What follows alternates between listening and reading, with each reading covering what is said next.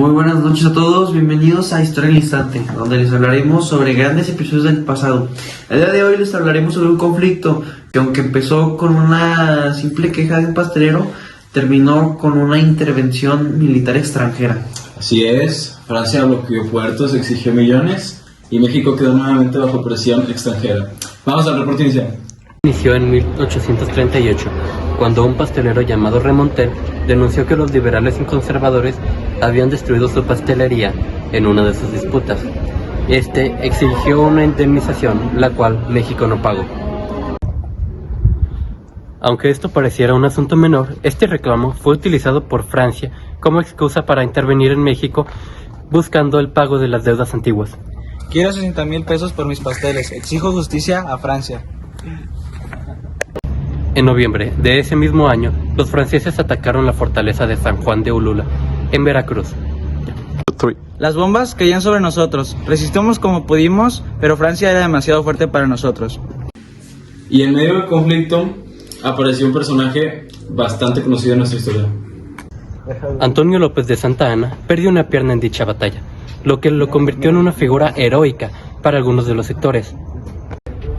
Esta fue una lección sobre la importancia de la unidad nacional y la fortaleza económica con el objetivo de lograr defender nuestra soberanía. Y aunque se perdió mucho, quedó grabado en la memoria de todos lo vulnerable que éramos. Y en esta parte podemos ver la fragilidad de nuestro país, que es dividido políticamente en varias secciones por varios conflictos, que puede ser la guerra de los pasteles, por ejemplo. Simple hecho de que un pastelero pidiera una indemnización, entonces al momento de que México no se le quiso dar, llegó el país Francia y se desató una guerra. Aunque al final se logró un acuerdo y se evitó una mayor invasión, el conflicto dejó como enseñanza la importancia de fortalecer al gobierno, el ejército y la economía, así como la necesidad de unión entre los mexicanos. En conclusión, esta guerra no solo fue por una indemnización, sino una advertencia temprana de que México debe consolidarse como nación fuerte y organizada para resistir las presiones extranjeras. Bueno, yo concluyo sobre la guerra de los pasteles que solo evidenció la fragilidad política, económica y militar de México tras su independencia. Pues un conflicto aparentemente menor, pues la reclamación de un repostero francés se convirtió en la justificación para que Francia interviniera y demostrara su poderío naval. Aunque México logró resistir poquito con la resistencia que logró Santa Anna en Veracruz, dio una extensión extranjera para poder pagar indemnizaciones. Y siento que este episodio mostró que la inestabilidad interna, la falta de la organización y la debilidad económica abrían puerta a constantes intervenciones extranjeras en el siglo XIX. Esto afectó a varias partes de México y Francia. Las opiniones de los ciudadanos nos muestran sobre la verdad de la guerra de los pasteles, una clara y dolorosa. El pueblo fue quien realmente sufrió las consecuencias de un conflicto al que nunca perteneció. Mientras los relatos oficiales hablaban de un comerciante francés que exigía la indemnización por 2 daños a su pastelería y la defensa de la soberanía nacional frente a la intervención extranjera, la vida diaria de los sectores más humildes se convirtió en una lucha constante por sobrevivir. Para ellos, la guerra no fue una historia de héroes ni de tratos internacionales, sino de hambre, despojo y miedo. Los precios de los alimentos básicos se elevaron y las calles quedaron sumidas en la incertidumbre, y lo poco que tenían debían esconderlo para evitar que los soldados lo robaran.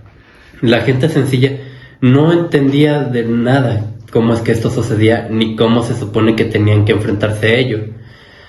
Esto nos muestra que fue una época realmente dolorosa para ellos. Las voces recogidas dejaban de ver también un sentimiento de abandono, mientras que los gobiernos negociaban indemnizaciones y los comerciantes ricos buscaban que se les devolviera lo perdido.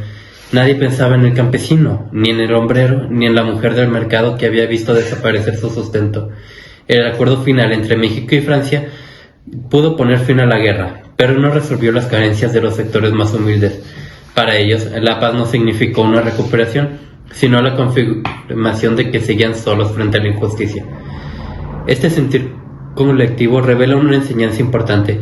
Las guerras del siglo XIX, aunque justificadas en nombre y la patria o la justicia internacional, carecían de mayor relevancia, pues afectaban al pueblo y solo al pueblo.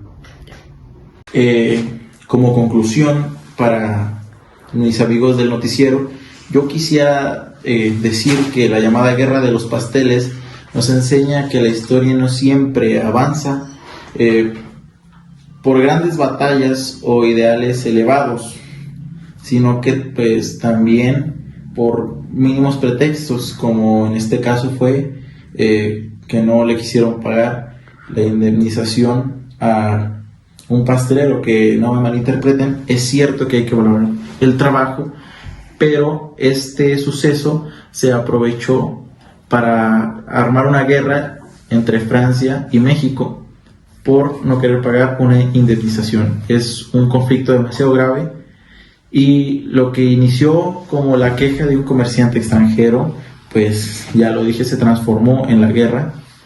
Y pues las guerras nos afectan a todos, no importa si participas o no, mientras tu país, tu gente esté en esta guerra, nos afecta de una forma mala. Y México, apenas con unos años de independencia, claramente enfrentaba ya divisiones internas, como fueron los liberales y conservadores. También enfrentó una crisis económica y una inestabilidad política, y esto lo hacía terreno fácil. Creo que también fue una de las partes que Francia aprovechó para poder invadir México. Y la figura de Santana en este episodio también es significativa, o sea, porque perdió una pierna en la batalla, pero ganó un lugar en la memoria colectiva como un héroe momentáneo. Sin embargo, esa exaltación demuestra cómo los símbolos a veces pesan más que los resultados correctos.